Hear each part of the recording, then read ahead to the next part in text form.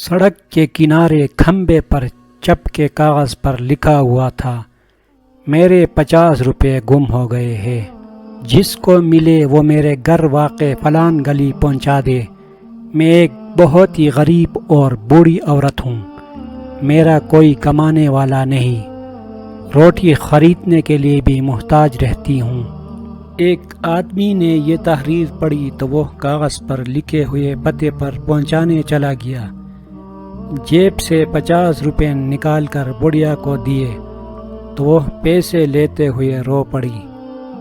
کہنے لگی، بیٹے آج تم 12ویں آدمی ہو جسے میرے 50 روپے ملے ہیں اور وہ مجھے پہنچانے چلا آیا ہے۔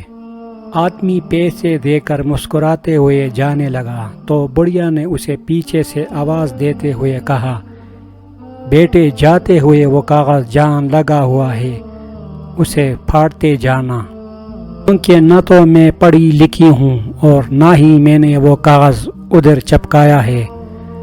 آسمان ہی میں ہے تمہارا رزق بھی اور وہ چیز بھی جس کا تم سے وعدہ کیا جا رہا ہے۔